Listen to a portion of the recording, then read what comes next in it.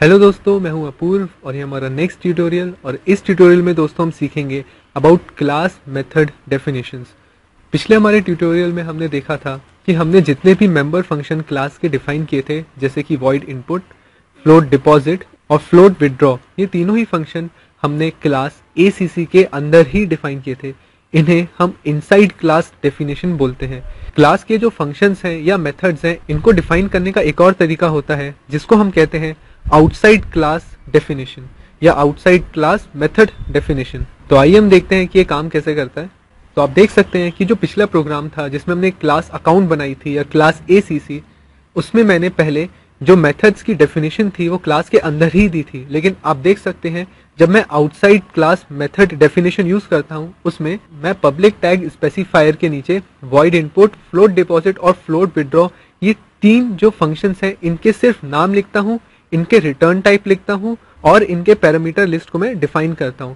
लेकिन जो इनकी एक्चुअल कोडिंग है, आप देख सकते हैं कि मैं क्लास के बाहर करता हूं। और इसका फॉर्मेट ये होता है कि पहले मुझे लिखना पड़ता है रिटर्न टाइप, जो कि इनपुट फंक्शन के लिए था वॉइड। तो जो इनपुट फंक्शन का रिटर्न टाइप था वॉइड, मैं पहले वो यहाँ पे लिखता हूँ वॉइड।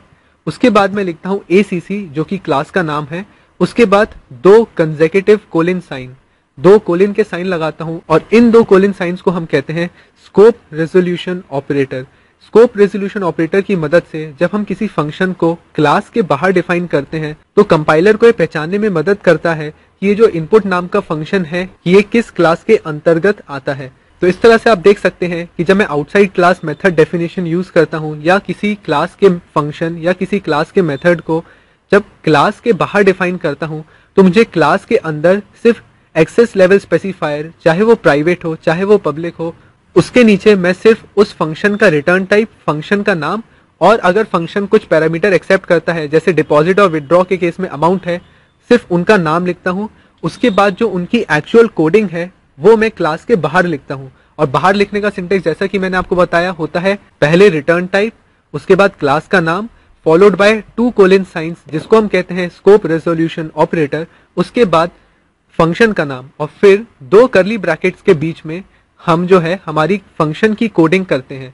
मैं आपको एक बार दिखाता हूं कि हमारा जो पिछला प्रोग्राम था उसमें आप देख सकते हैं कि हमने इनपुट की जो डेफिनेशन थी वो क्लास के अंदर ही लिखी थी। मैंने सीधे एक्सेस लेवल स्पेसिफायर के नीचे रिटर्न टाइप लिखा था फंक्शन का, जो इस केस में वॉइड था इनपुट के लिए, और डिपॉजिट के लिए फ्लोट था और विदड्रॉ के लिए भी फ्लोट था। तो मैंने रिटर्न टाइप लिखा था, फिर फंक्शन का नाम और फिर कर्ली ब्रैकेट्स के बीच में मैंने इनकी कोडिंग की थी। लेकिन आउटसाइड क्लास मेथड डेफिनेशन में जैसा कि आपने देखा है, मैं सिर्फ एक्सेस लेवल स्पेसिफायर के नीचे फंक्शंस का नाम लिखता हूं और उनकी कोडिंग क्लास के बाहर करता हूं। तो इसी तरह आप देख सकते हैं कि मैंने इनपुट की डेफिनेशन, डिपॉजिट की डेफिनेशन और विदड्रॉ की डेफिनेशन, ये तीनों ही फंक्शंस की डेफिनेशन यहाँ पे मैंने क्लास के बाहर की है। और इस तरह से आप देख सकते हैं कि मेरा मेन फंक्शन भी है और मेन फंक्शन आप देख सकते हैं कि बिल्कुल ही पहले की तरह है, इसमें कोई भी चेंज नहीं किया है। तो इस तरह से हमने देखा कि आउटसाइड क्लास मेथड डेफिनेशन क्या होती है। तो आइए हम इसको रन करके देखते हैं। और आप देख सकते हैं कि हमारा प्रोग्राम पिछली बार की तरह ही रन हुआ है, कोई भी डिफरेंस नहीं है इसमें। तो चलिए मैं इसमें कुछ अकाउंट नंबर एंटर करता हूँ, सपोज 23। इसके बाद मैं बैलेंस इनपुट करता हूँ, सपोज 5000। और आप देख सकते हैं कि जैसा हमारा प्रोग्राम पिछले केस में चला था, सेम इस केस में भी वो चला है, जबकि हमने outside class method definition use किया है। तो ये दर्शाता है कि इनसाइड क्लास डेफिनेशन और आउटसाइड क्लास मेथड डेफिनेशन, ये दो तरीके होते हैं क्लास के फंक्शंस या मेथड्स को डिफाइन करने के। इनसे प्रोग्राम की रनिंग स्ट्रक्चर में कोई भी चेंज नहीं आता है। आउटसाइड क्लास मेथड डेफिनेशन में मैं आपको एक और चीज बताना चाहूंगा कि मान लीजिए अगर हमारे पास दो क्लास हैं, क्लास अकाउंट और समझ लीजिए एक और क्लास अकाउंट 2, और दोनों में ही इनपुट फंक्शन आते हैं, तो हो सकता है कि हमारे पास दो इनपुट फंक्शंस हो, एक अकाउंट क्लास का हो और एक और इनपुट फंक्शन अकाउंट 2 क्लास का हो। तो उस केस में स्कोप रेजोल्यूशन ऑपरेटर में मैं यहाँ पे ये वाला जो इनपुट फंक्शन है, मान लीजिए अगर ये अकाउंट नाम की क्लास को बिलोंग करता है तो इसकी कोडिंग एज इट इज रहेगी। और अगर मान लीजिए कि दूसरा इनपुट फंक्शन अकाउंट 2 क्लास को डिपेंड करता है, तो मैं यहाँ पे सिंपली लिख दूंगा उस क्लास का नाम। भले ही मेथड्स का नाम सेम हो या फंक्शंस का नाम सेम हो, लेकिन अगर वो अलग अलग क्लास को बिलोंग करते हैं तो स्कोप रेजोल्यूशन ऑपरेटर जो है, ये दो कोलिन के साइन, ये उस चीज को क्लियर कर देगा कि कौन सा मेथड भले ही नाम सेम हो लेकिन किस क्लास को बिलोंग करता है। तो मैं इसमें यहाँ से हटा देता हूँ।